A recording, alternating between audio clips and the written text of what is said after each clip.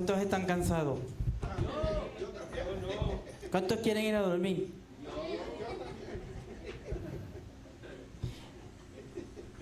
Están todos cansados. Ya llegó la calor, ¿no? Bueno, ¿recuerda lo que estábamos compartiendo la semana pasada? Ay, no se acuerdan. No, broma. Yo mandé el tema por WhatsApp, el de hoy, ¿verdad?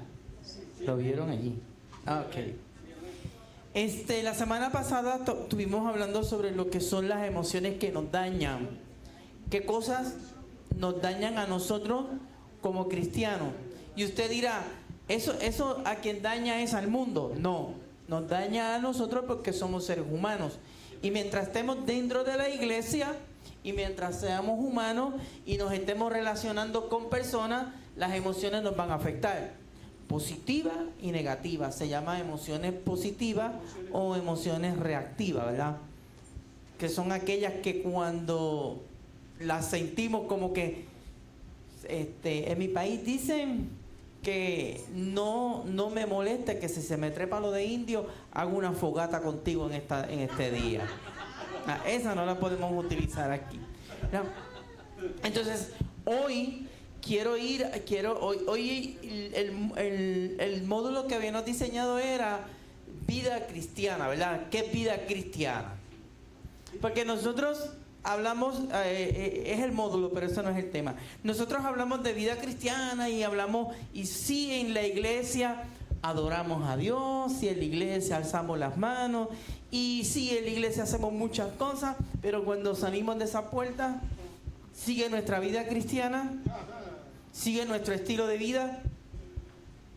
Entonces, vida cristiana no es simplemente llegar a la iglesia, alzar las manos, cantar un buen coro, hablar lengua, dar una buena ofrenda. No, vida cristiana va más allá de estar aquí dentro de la iglesia. Entonces, yo voy a basar el tema, y a los que trajeron su Biblia, los que tienen su Biblia electrónica, pues abra en el 2 de Samuel, capítulo 5 y capítulo 6. Vamos a estar trabajando estos dos capítulos.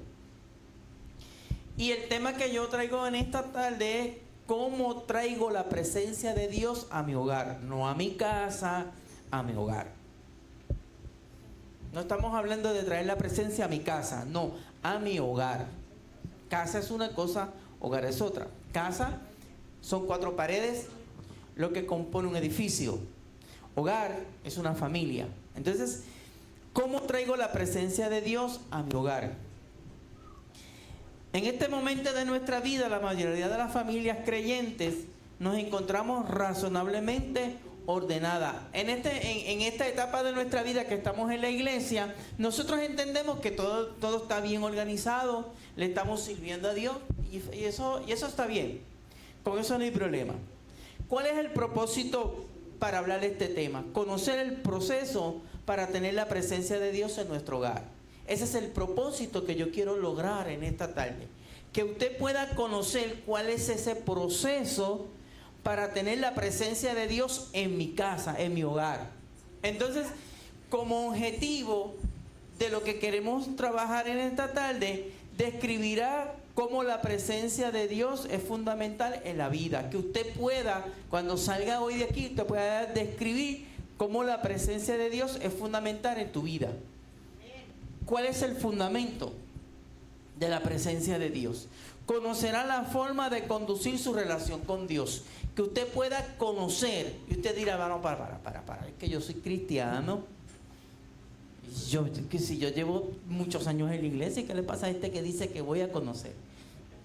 Ahorita, cuando entremos a los 2 capítulos de 2 de Samuel, usted me va a decir. Porque 2 de Samuel 5 y 6. Y usted dirá, conocerá la forma de conducir su relación con Dios. Pues si ya yo la conozco. Aplicará lo aprendido a su vida cristiana. Pero es que yo estoy aplicando ya la palabra en mi vida cristiana. Pero aquí, hoy, yo sé que la palabra lo va a confrontar a usted. Y la palabra está para confrontar. La palabra está para redarguir. La palabra está para exhortar. Reconocerá aquello que no produce la presencia de Dios. Que usted pueda reconocer aquello que no produce la presencia de Dios. Si usted puede estar aquí en la iglesia haciendo cosas para la iglesia y eso no produce la presencia de Dios. Así que no basta con las buenas intenciones, ¿verdad? Reconocer, ¿verdad?, aquello que no produce la presencia de Dios. Explicará los efectos de perder la presencia de Dios. ¿Y por qué dirá? Describirá, conocerá, aplicará, reconocerá, explicará, distinguir la vida devocional versus la vida no devocional. Porque cuando usted está hablando con una persona, usted tiene que saber que la palabra no es simplemente decir no porque la Biblia dice. Yo sé que la Biblia dice, pero que usted pueda decir la Biblia, describir lo que la Biblia dice, conocer lo que la Biblia dice, aplicar lo que la Biblia dice, ¿verdad? Distinguir lo que la Biblia dice. Y cuando yo utilizo esos verbos, yo puedo llevar un mensaje preciso, un mensaje conciso y con unción. No necesitamos más nada. ¿Qué debemos de analizar? Como matrimonio y padre nos sentimos realizados. Usted como matrimonio, como padre, ¿usted se siente realizado? Todos a este momento nos sentimos así. Sentimos que estamos realizados. ¿Económicamente hemos alcanzado alguna estabilidad? Sí, económicamente hemos alcanzado alguna estabilidad. Quizás hemos comprado nuestra casa, tenemos un negocio o tenemos un buen trabajo y económicamente estamos bien, estamos estables. Bueno, con la recesión que hay y la inflación de precios aquí, es un poquito, ¿verdad? Pero para los que están en Cristo Jesús no hay ningún problema. Para los que le sirven a Dios no hay problema con esto. Nuestros hijos se están educando y nos vemos como una familia que hemos alcanzado las metas. Y si usted analiza en estos momentos, mis hijos se están educando, sí, están yendo a la escuela, vienen a la iglesia. Entonces, como familia pienso ahora, ¿yo he alcanzado las metas? Sí, hemos alcanzado las metas. Ya podemos irnos de vacaciones, Pastor Juan, nos da un mes de vacaciones. Y la gente dice, no, hermano, un mes de vacaciones sin Cristo. O es que cuando usted coge vacaciones, también coge vacaciones de Cristo.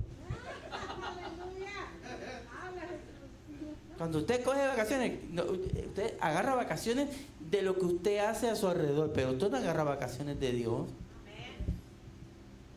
Entonces, ¿cómo nos sentimos en estos momentos? ¿Cómo nosotros como personas nos estamos sintiendo? A pesar de todos estos logros, es probable que la mayoría de nosotros, si no todos nosotros, aún sintamos una gran insatisfacción en nuestra vida.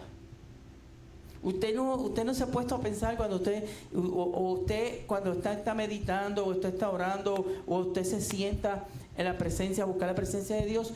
A veces uno dice, tiene que haber algo más. Porque ya usted se siente conforme. ¿Cuántos están conformes? Para orar, para que se los lleve el Señor. No lo necesitamos. Ese espacio lo puede ocupar otro. Porque llegamos a una estabilidad y pensamos que hasta aquí llegamos, estoy bien, económicamente estoy bien, tengo una buena familia, mis hijos están estudiando, tengo un buen trabajo, tengo una buena cantidad de dinero en el banco, estoy en bendición. Si eso fuera la vida cristiana, los ricos no tuvieran problemas. Inexplicablemente, muchas veces nosotros sufrimos grados de depresión. Y usted dirá, no, los cristianos, no, los cristianos no sufren depresión. Por eso les mandé, ¿verdad? En el WhatsApp, léanse en Job 10. Le mandé Job 17, creo que fue. Para que sintieran las emociones que Job estaba sintiendo allí. Porque dice que Job era un varón justo, conforme al corazón de Dios, ¿verdad? Era un varón justo, pero pasó depresión. A que nadie sabe cuál era el gran temor que tenía Job. Está en la Biblia, en el 2 capítulo. Dice que me aconteció lo que me temía. ¿Cuál era el temor de Job? Enfermarse. Y él dice, me aconteció lo que yo me temía, eso fue lo que me pasó. Entonces, ahí tenemos una persona que Dios habla bien de él. Cuando van los hijos de Dios, se presentan ante Dios, llega por un ladito el enemigo y Dios y ve a Job y le dice, bueno, sí, quítale el cerco, déjame tocarlo. Y Job tenía todo. Pero cuando usted lee el capítulo 17, usted se da cuenta que Job la pasó duro. Y si tú tienes los amigos que tenía Job, vas a tener que orarle y ayunar mucho. Porque esos amiguitos de Job no eran fáciles. Lo estaban confrontando. Y la esposa ni se diga. Maldice a Dios y muérete. Sí, en el original, la palabra que está allí no se traduce maldice. Puede tener las dos connotaciones. Bendícelo o maldícelo. Si usted va a la Biblia, a la Reina Valera 1909, Reina Valera, sí, 1909, dice bendice a Dios y muérete. En la Reina Valera 1960 cambia. Dice maldice a Dios y muérete. No me pregunte por qué ese cambio allí. Pero estamos explicando cómo podemos, si estamos en Cristo, cómo podemos sentir depresión, cómo podemos sentir angustia, cómo podemos tener esa experiencia tan negativa en nuestra vida. Y uno dice, pero si yo le sirvo a Dios. Yo estaba leyendo hace, no sé si fue hace un año atrás, recibí no sé si fue por un mensaje en mi Facebook o no sé por qué redes sociales. Yo sé que yo recibí un mensaje donde pues un pastor, un buen pastor, con su esposa, sus hijos, se suicidó. Y una iglesia muy buena se suicidó. Y usted dice, ¿y cómo llegó a eso?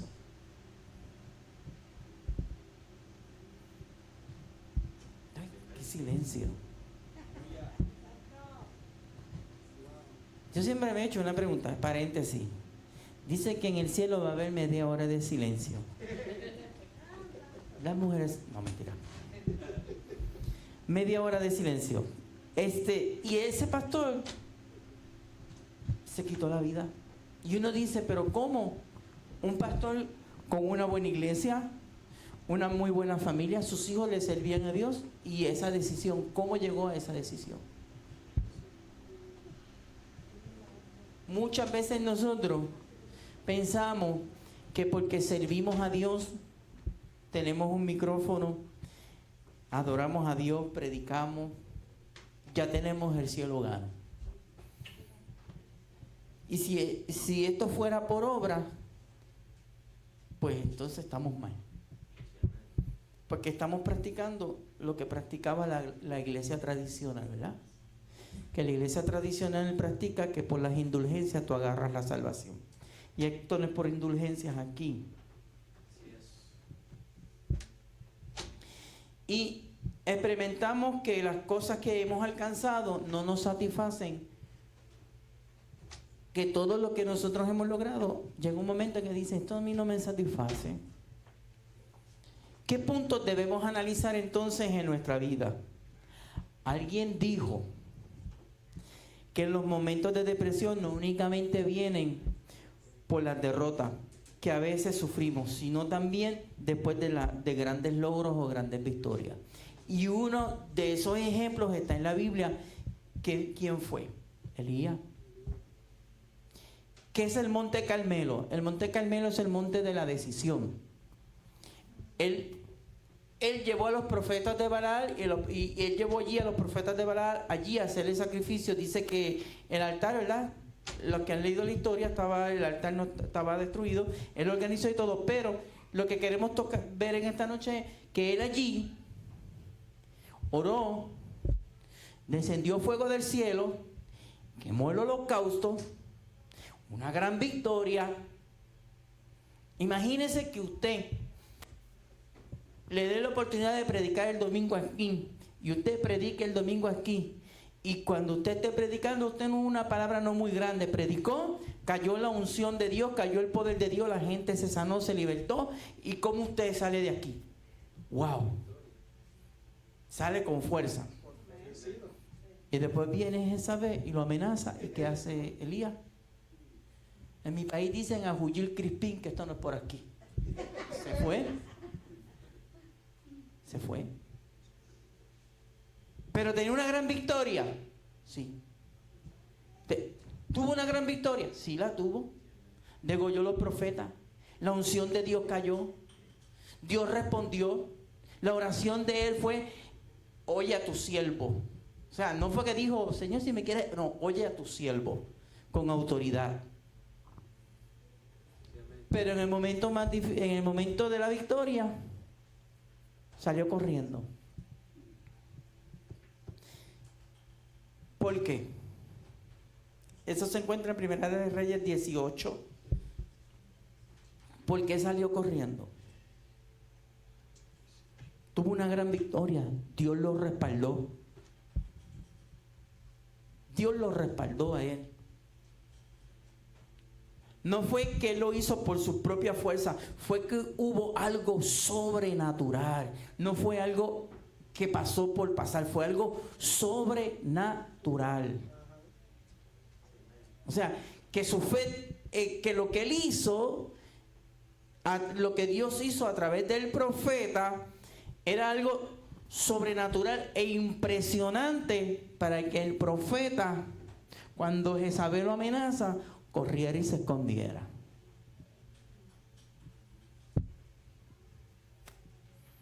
Entonces, muchas veces nosotros, porque pensamos que hemos alcanzado unas metas a nivel humano, ya tenemos el reino agarrado. Cuando vienen los momentos de crisis, ahí es que viene la debacle del ser humano. Ahí es donde el ser humano se cae. Grandes predicadores que hacían grandes cosas en los altares en los años 80, en los años 60, 70, 80, 90. Ya hoy día hablar de grandes predicadores y grandes campañas evangelísticas, ya eso es raro.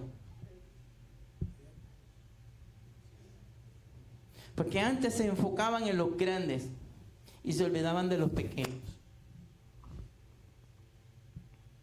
¿Dónde están?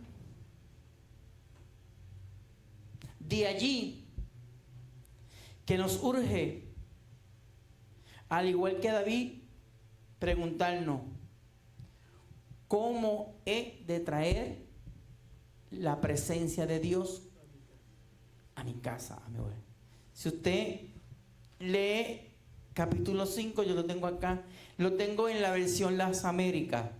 Yo uso mucho la versión Las Américas, es una Biblia que siempre he utilizado.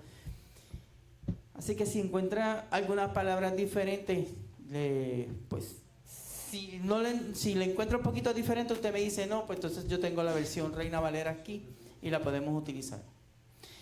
Dice que en Hebrón reinó sobre Judá. Estoy en 2 de Samuel 5:5. En Hebrón reinó sobre Judá 7 años y 6 meses, y en Jerusalén reinó 33 años sobre toda Israel y Judá.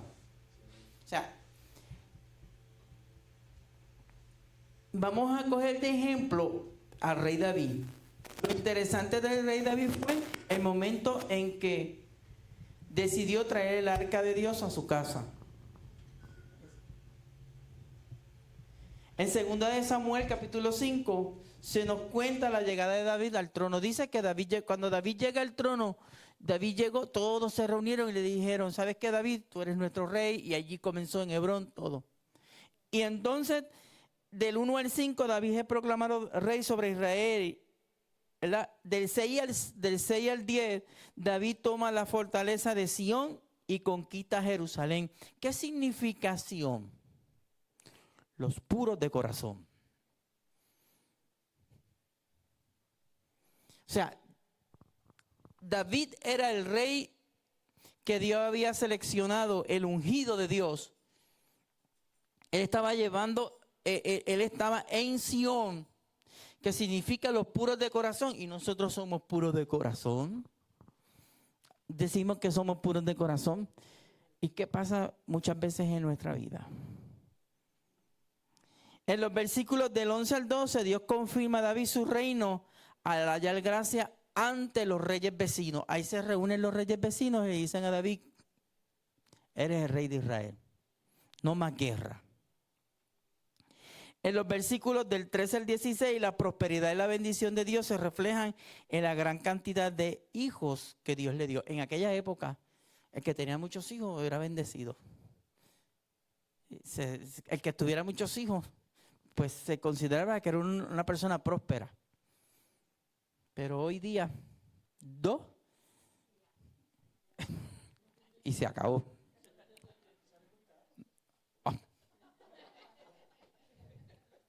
Pero mira, queremos 2, pero después queremos nietos.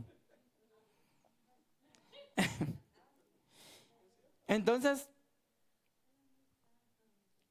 del 17 al 25, Dios le da la victoria sobre sus enemigos 2 veces. O sea, que 2 veces Dios le dio la victoria a David. Estamos hablando de un rey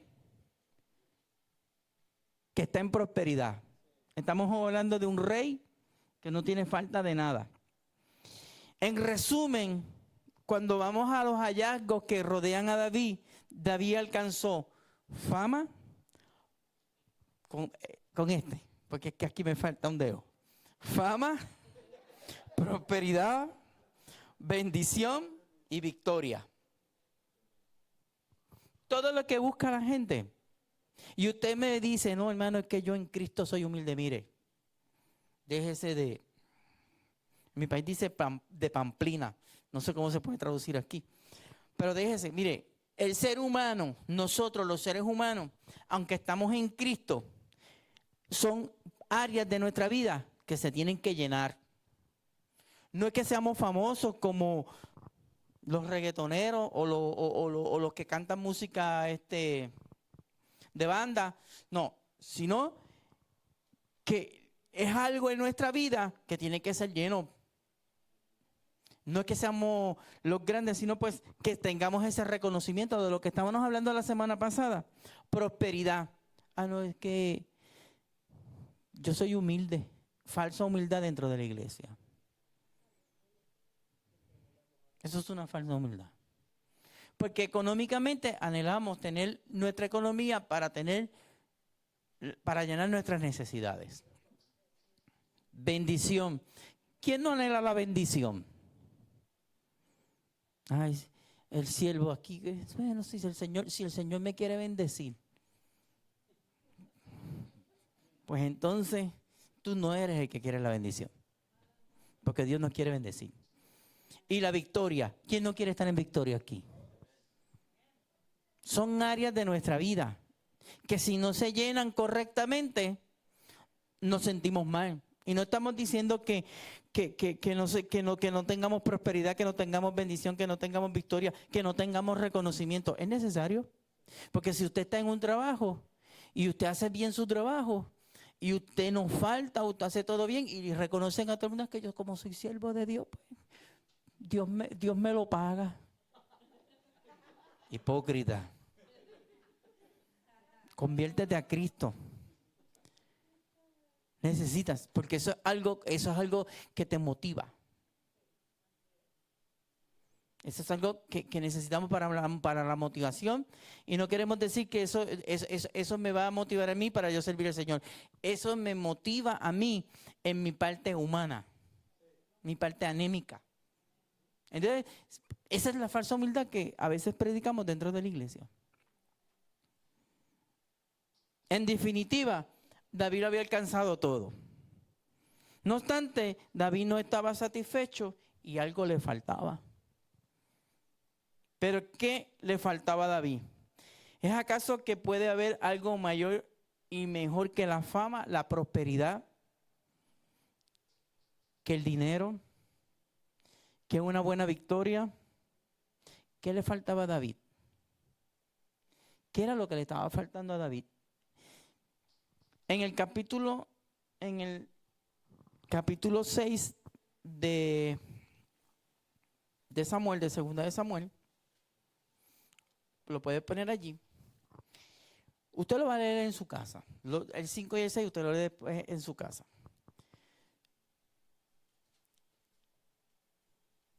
Habla, David lleva el arca a Jerusalén. Ese es el título del capítulo 6. ¿Qué representaba este mueble? Para contestar esta pregunta, necesitamos recordar o hacer una breve historia de lo que era el tabernáculo en el Antiguo Testamento. El tabernáculo era la morada de Dios y esta se dividía en 3 partes, ¿verdad? ¿Cuáles eran? El primero y más externo era el atrio o el patio, ¿verdad? Donde se encontraban 2 muebles, el altar del sacrificio y la fuente de bronce. El altar de sacrificio. Y muchos hemos llegado a la iglesia y estamos ahí, solamente estamos más que allí. Estamos en el altar de sacrificio porque sacrificamos alabanza, nos queremos dar contra el piso, gritamos, lloramos. Estamos allí y llegamos hasta el altar, hasta el altar de bronce.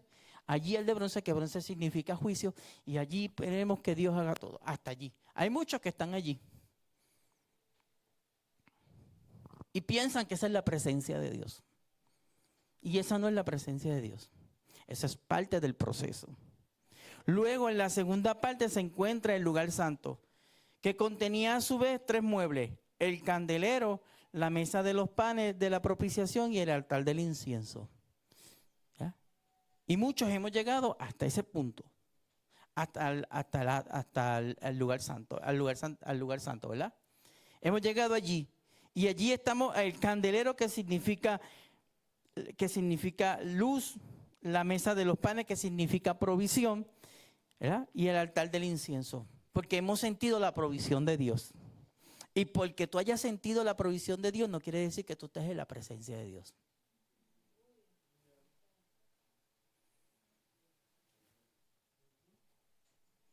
Dios te provee y allí nos quedamos. Y eso es lo que usted ve, que cuando Dios corta la provisión, se les perdió de la iglesia, se les perdió el camino de la iglesia, no llegaron más a la iglesia. Porque solamente estaban hasta allí. Y la parte más íntima se encontraba en el lugar llamado Santísimo, y con él contenía el único mueble, el arca de Dios. ¿Verdad? Y David entonces, aunque lo tenía todo, no estaba satisfecho. Porque David se hace la pregunta, ¿verdad? Cuando él trata de llevar el arca, si usted mira aquí, dice que en el verso 1, volvió David a reunir a todos los hombres escogidos de Israel, a 30,000. Y David se levantó y fue con todo el pueblo que estaba con él a Baal de Judea para hacer subir desde allí el arca de Dios, la cual se llamaba por el nombre del Señor de los ejércitos, que estaba sobre los querubines. ¿Verdad? Y allí comienza a narrar la historia de cómo se está llevando el arca. Pusieron el arca de Dios sobre un carro nuevo para que la pudieran llevar de la casa de Abinadab, que estaba en la colina de Uza, a Oín, hijos de Abinadab, guiada en el carro nuevo. Y dice, y lo llevaron con el arca de Dios de la casa de Abinadab, que estaba en la colina, y Oín iba delante del arca, David y toda la casa de Israel. Mire este texto. Observe lo que dice este texto. Y David y toda la casa de Israel se regocijaban delante del Señor con toda clase de instrumentos hechos de madera, de abeteo, y con liras, arpas, panderos, castañuelas, címbalos. O sea, una fiesta. Estaban adorando a Dios. Estaban todos los instrumentos adorando a Dios allí. Y dice, pero cuando llegaron a la era de Nacón, Usa extendió la mano hacia el arca de Dios y la sostuvo porque los bueyes casi la volcaron. Y se encendió la ira del Señor contra Usa y Dios lo hirió allí por su irreverencia.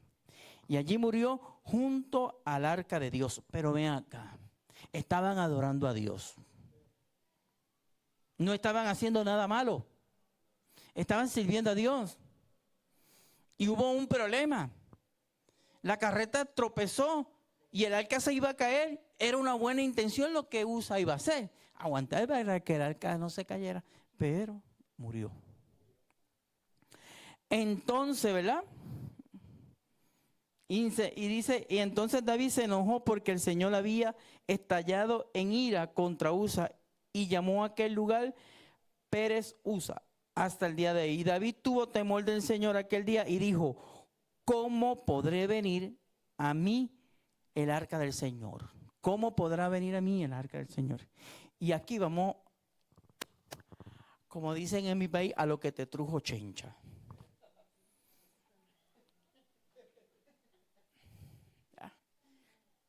Aunque gozaba de las bendiciones y de la manifestación de Dios, aquí pasó algo. Pasó algo muy interesante. Porque todo el pueblo estaba adorando a Dios. Allí estaba el rey. Y el rey reunió 30,000 hombres para ir allá. Llevaba la música, llevaba la adoración, llevaba todo. Estaban haciendo todo. No estaban haciendo nada malo. Estaban transportando el arca de un lugar a otro. Querían llevar el arca a la ciudad de Jerusalén, ¿correcto? Y entonces el arca, en lugar de traer vida, trajo muerte. ¿Usted sabe lo que es? Nosotros tuvimos la experiencia. Nosotros tuvimos la experiencia hace como unos 25, entre 25 a 28 años. Tuvimos la experiencia en la iglesia de donde vengo de Puerto Rico, tuvimos la experiencia de que en un altar, estaban en un servicio un domingo, estaban tocando, estaba el grupo de adoración y el que estaba tocando la batería murió. 15 añitos. Murió en el altar. Y usted dirá, pero ¿por qué? Estaba adorando a Dios. Él no estaba haciendo nada más. El niño tenía un problema, el niño usaba un marcapaso en el corazón. Pero lo que yo le quiero decir es, ese niño amaba a Dios. Ese niño le gustaba servir a Dios. Siempre lo recordamos con cariño. Porque era un levita excelente. Pero hay cosas que nosotros no podemos entender. Que nuestra mente finita no puede entender la mente de Dios. No la podemos entender. Entonces, estas cosas pasan y uno dice, ¿qué pasó aquí, Señor? ¿Qué sucedió? ¿Por qué? Estaban adorando a Dios, estaban sirviendo a Dios. No tiene sentido. Para nosotros no, pero para Dios sí. Es bueno saber que este evento se registra en la Biblia, porque esto nos muestra y nos da a entender y hacernos una pregunta. ¿Cuál fue el error que se cometió aquí? ¿Cuál fue el error que cometió David aquí? Y el error es bien sencillo, hermano. ¿En qué parte de la Biblia o en qué parte de las directrices que Dios le dio al pueblo de Israel el arca se llevaba en una carreta? En ninguna parte de la Biblia. El arca se llevaba por los levitas cargada por unas varas. Y David montó la carreta, el arca en una carreta, jalada por caballos. ¿La intención era buena? Sí. ¿El proceso para llevarla? No. Ahora usted hágase la pregunta. ¿Cómo yo estoy llevando la presencia de Dios a mi casa? ¿De qué manera yo la estoy llevando? ¿Como Dios la estableció o a mi manera?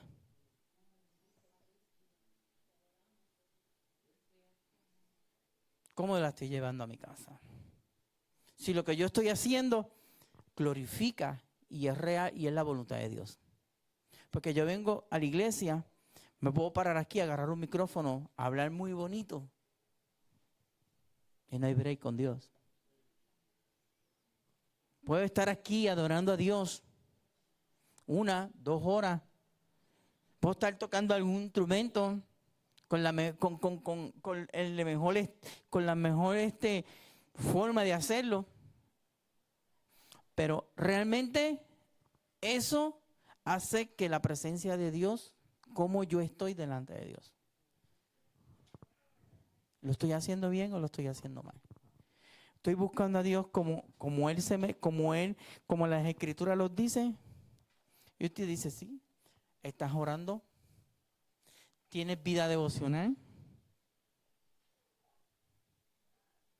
tienes tiempo para estar con Dios.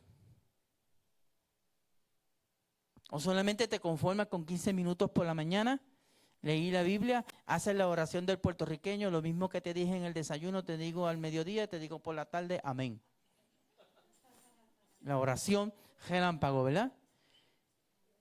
¿Cómo estamos buscando la presencia de Dios? Porque David montó todo un espectáculo de danza, de pandero, de todo. Llevando el arca, todo el mundo va aquí, la presencia de Dios. Y pensamos que esa es la presencia de Dios y en ningún momento esa es la presencia de Dios. No es la presencia de Dios.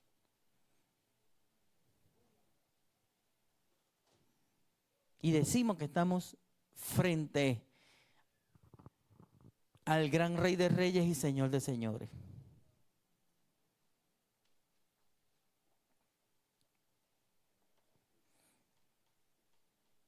Es una pregunta para nosotros examinar nuestro pensamiento. ¿Qué realmente nosotros estamos haciendo para que la presencia, como Dios la estableció en la Biblia, esté en nuestra casa? Si tú pasas más de 2 horas en el Facebook y no tienes ni 1 hora para orar por Dios, yo quiero decirte algo. Tú no estás llevando la presencia de Dios.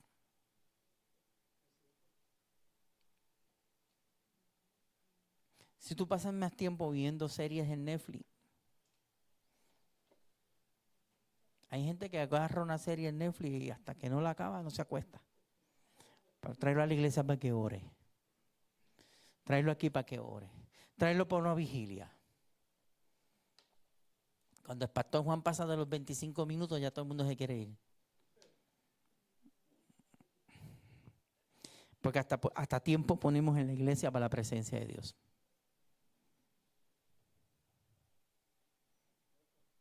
Pero tenemos una buena casa, tenemos una buena economía, tenemos buenos carros, una buena esposa, una buena familia. Eso no es la presencia de Dios, varón, esa es la bendición de Dios. Apréndete eso.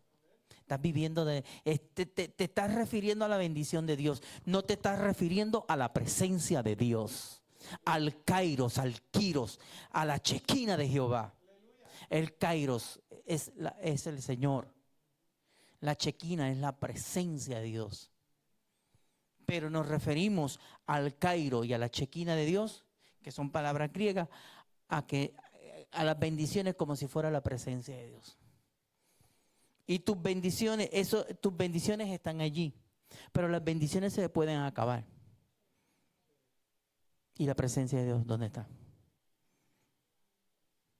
Pensamos porque Dios nos bendice para comprar un buen carro, pensamos porque Dios nos bendice para hacer grandes cosas, estamos en la presencia de Dios.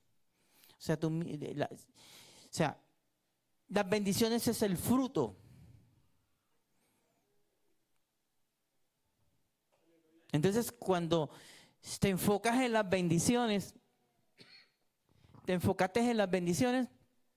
permiso.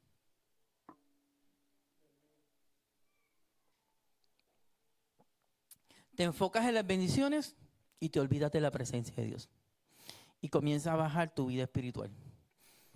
Ya no oras, ya no lees la Biblia, ya no te metes con Dios, ya no tienes tiempo para cuando anuncian una actividad en la iglesia.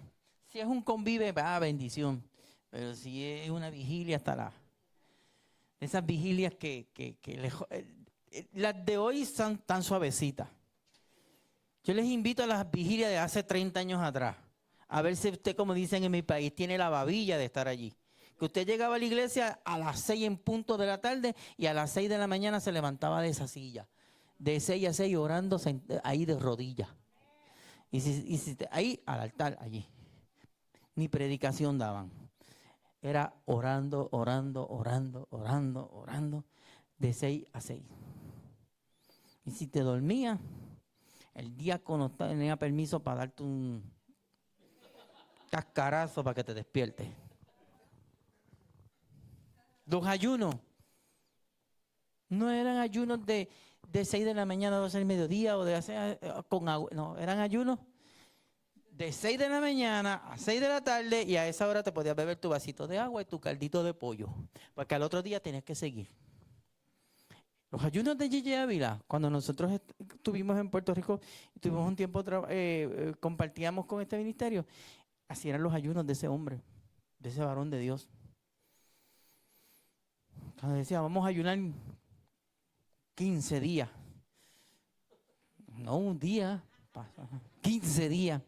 Y no era 15 días, hermano, no era el que quisiera venir, aunque todos allí. Pero la presencia de Dios estaba en la vida de ese hombre. Y la presencia de Dios estaba en las actividades que él hacía. Entonces, ¿cómo nosotros estamos buscando la presencia de Dios? La presencia de Dios se busca teniendo una vida de oración, una vida devocional, leer las Escrituras.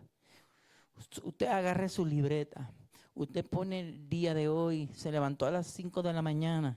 Hay gente que se despierta a las 5 de la mañana y pelea. Si tú te despertaste a las 5 de la mañana, tú vas y haces como hizo Samuel. Habla que tu siervo escucha. Por algo te despertaste a las 5 de la mañana.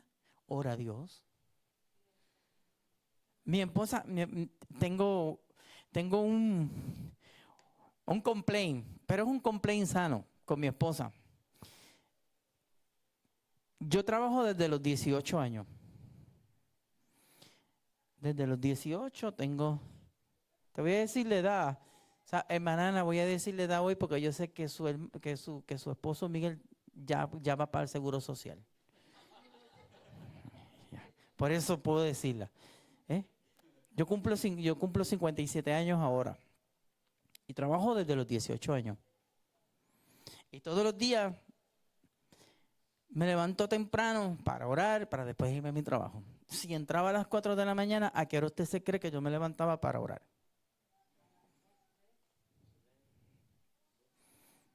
Me levantaba. Entonces, esto es mi sistema todo el tiempo. Ya no trabajo, pero me sigo levantando a las 4 de la mañana. Y mi esposa me dice, ¿te vas a levantar? Calladito, pasito. Y te vas a orar al otro cuarto. Tenemos un área designada para esa área está designada allí. Si ella se levanta, agarra su Biblia y su café, se va a leer su Biblia y hacer su devocional allí. Ok. Ese es su tiempo a solas con Dios. Nosotros le llamamos a solas con Dios. Y ella allí va y ora a Dios y busca la presencia de Dios. Y tenemos una libreta y apuntamos. 4 de la mañana me levanté a orar. Este fue el texto la parte de la Biblia que leí, que Dios, ok, apuntó. Y voy apuntando todo. A veces, cuando me llamaban para predicar, mis hijos me decían, ¿cómo tú le haces? Y yo, es que yo tengo una libreta, yo todos los años lleno una libreta, desde el 1 de enero hasta el 31 desde el 1 de enero hasta el 31 de diciembre, yo escribo todos los días. Lo he hecho por 38 años. Y yo escribo todo, y yo leo la Biblia, lo voy escribiendo, y siempre tengo algo para hablar. Te pregunté si yo fui a algún escuela teológica. Fui al seminario BOA. Biblia, oración y ayuno. A ese fui. Seminario BOA. Sí, fui al Instituto Bíblico, estudié 3 años de instituto, pero todo lo he cosechado a través de una experiencia y buscar la presencia de Dios. Y yo le voy a decir algo. Cuando tú conoces la presencia de Dios, tú no quieres salir de la presencia de Dios. Y podrán venir momentos difíciles a la vida tuya, pero siempre vas a tener una palabra. Y usted puede decir que sí he tenido momentos difíciles. Sí, claro, sí. Hace como 6, 7 años, 2015, 2016, por poco pierdo a mi esposa en mi casa. Le bajó la hemoglobina a 5. Se vació en sangre y se desplomó. Y yo sentí que la casa se enfrió y mis hijos me miraban y yo le dije a mi hijo, llama al 911. Le dije a mi hija, vístete, porque tú eres mujer y puedes bregar con ella. ¿Y tú qué vas a hacer? Yo bien sencillo, en el nombre de Jesús. Esta es mi esposa. Me paré, la agarré en mis brazos y mis hijos estaban de frente y yo la agarré en mis brazos casi blanca y le dije, Señor, esta es mi esposa, tú me la diste. A mí Satanás no me la va a arrebatar. No. Y yo no se lo voy a permitir. Yo te sirvo, yo te busco, yo he dejado muchas cosas por seguirte a ti. No te estoy reclamando, solamente te estoy pidiendo el pacto de sanidad de la cruz del Calvario. Ese pacto que tú hiciste allí, ese es el que yo estoy reclamando. Cuando fuimos al hospital, el doctor dijo, tienes que firmar, hay que transfundirla, si no se muere. 2 veces pasé por lo mismo. Pero cuando tú estás delante de la presencia de Dios, tú no tienes que temer. Simplemente orar, simplemente clamar, simplemente pedirle a Dios que se haga real en tu vida. David iba llevando al arca. David iba cantando. Había una adoración tremenda. Pero cuando la presencia de Dios no se busca como es debido, hay muerte. Porque llevamos a la muerte espiritual a otras personas. Cuando a veces decimos, Dios dijo, a que Dios me dijo. ¿Qué Dios te dijo? No uses a Dios para tus caprichos y tus deseos. Porque muchas veces decimos, Dios me dijo que tengo una palabra que Dios me dio para ti. Si Dios te dio la palabra, y esta es mi práctica, si yo estuviera en esta iglesia, aquí en esta iglesia, yo fuera miembro de esta iglesia y Dios me habla sobre este hermano, yo voy a aquel que está allá, que es el pastor de la iglesia. Y digo, pastor, yo sentí de parte del Señor esta palabra. Y si Él me dice, habla con Él, perfecto. Si me dice no, no hay problema. Como quiera se va a cumplir. Pero uno tiene que aprender a respetar la autoridad. Si tú quieres estar en la presencia de Dios, aprende a respetar las autoridades de la iglesia. Aprende a respetar el liderato de la iglesia. Porque después tenemos un montón de gente en la iglesia que Dios me dijo Dios y Dios no ha dicho nada. Y el último que se entera es el pastor. Y el pastor dice, yo me imagino, o sea, si yo fuera pastor, que no es mi llamado. Si yo fuera pastor de la iglesia, yo diría, ¿y qué pasó aquí? Si yo soy el pastor de la iglesia, yo soy el ángel puesto por Dios, y se lo dijiste a aquel y a mí no. Y usted dirá, Usted dirá, no, pero es que ese es mi ministerio. Sí, es tu ministerio, pero el pastor aquí no eres tú. Y usted sabe por qué, ¿verdad? Los pastores llevan una vara con el cayado, ¿verdad? ¿Sabe para qué es la vara y el cayado, verdad? ¿Para qué es la vara?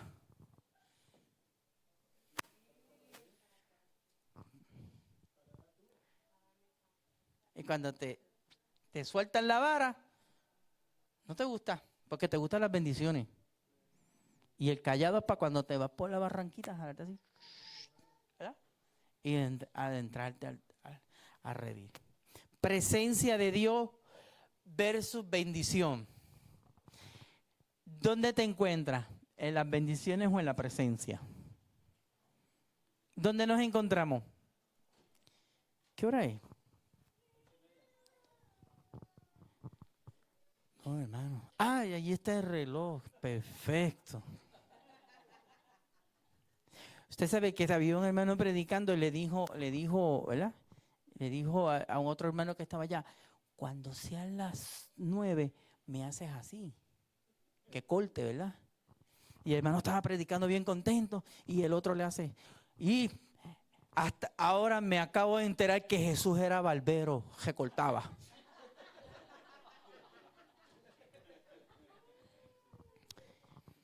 ¿Cómo estás trayendo la presencia de Dios a tu casa? ¿Cómo tú estás trayendo esa presencia de Dios? Si estás usando el sistema del mundo, estás produciendo muerte a tus hijos, a tu esposa. A tu familia le estás produciendo muerte. ¿Cómo estás trayendo la presencia de Dios en tu casa? ¿Te reúnes con tu esposa y tus hijos en la mesa a orar? Cuando hay un problema, ¿se reúnen en la mesa y se sientan a platicar el problema? ¿O piensas que tu esposa no tiene nada que ver con el problema?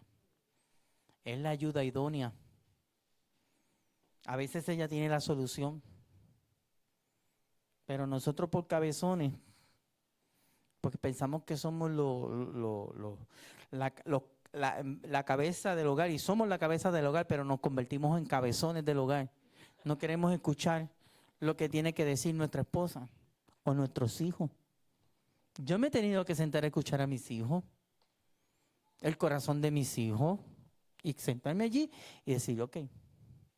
Y si mi esposa me dice, pienso que esta no es la forma de hacerlo, no me está quitando autoridad. A mí no me quita autoridad. Podemos hacerlo de esta y negociar. Aprender a sentarnos en la mesa para no dejar que la presencia de Dios salga de nuestra casa. Nuestras casas parecen hoteles donde nuestros hijos comen y siguen. Duermen y se van. Regresan y comen. Exigen que la ropa se la lave.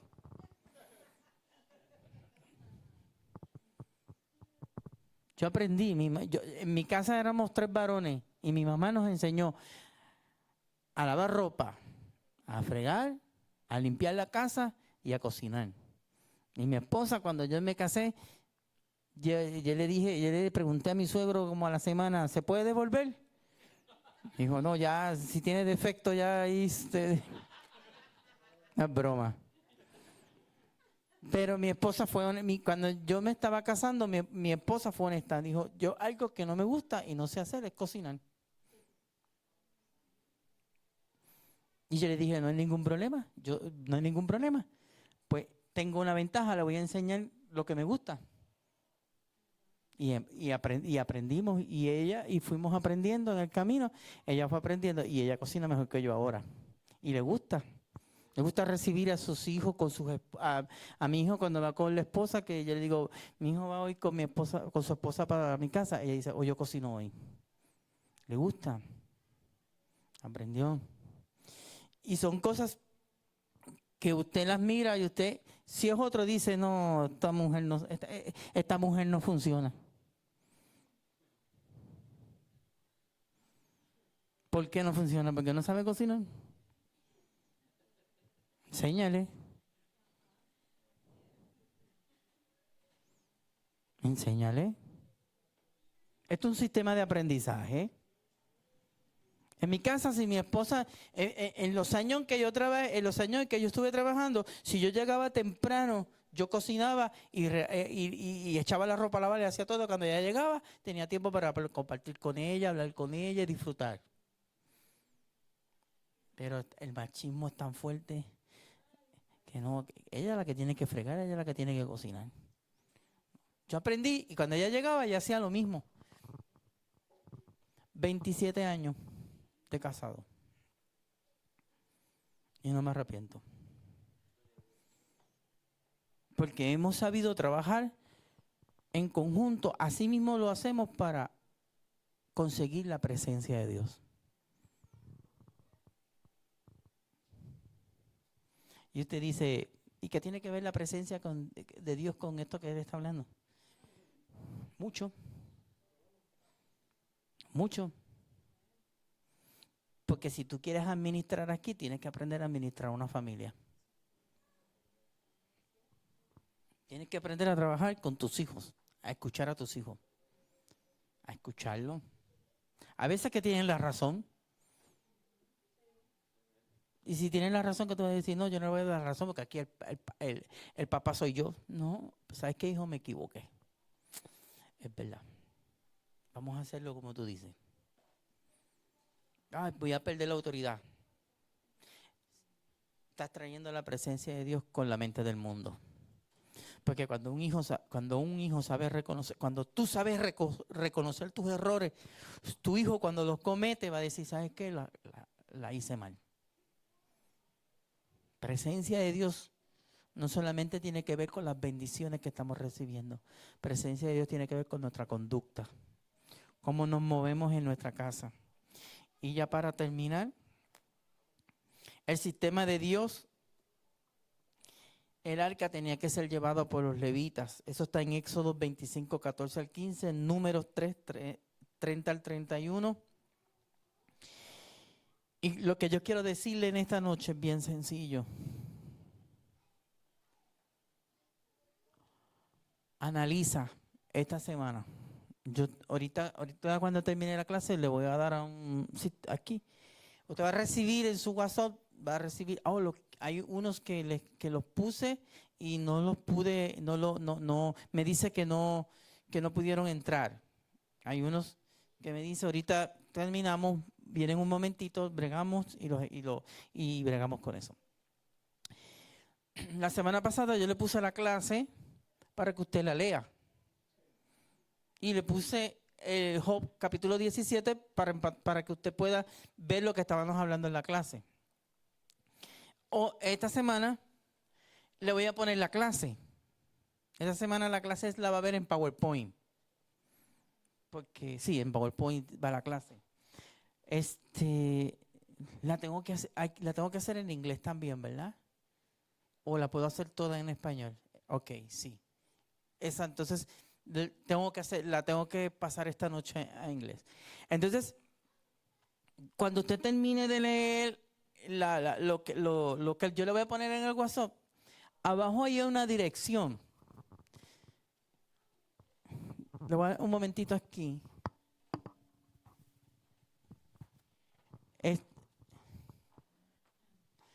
Esta es la predicación. Esto es lo que usted va a recibir, pero lo va a recibir en PowerPoint. Pero abajo, esta es la Biblia. Espérese, que esto aquí me traicionó.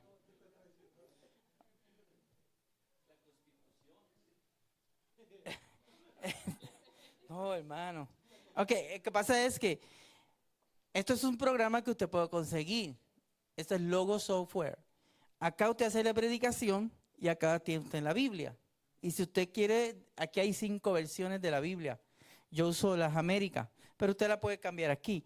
Pero aquí abajo, al final, ve que hay una dirección. Si usted le da esa dirección, va a estar en lo que yo le voy a enviar, va a aparecer esto que dice la presencia de Dios.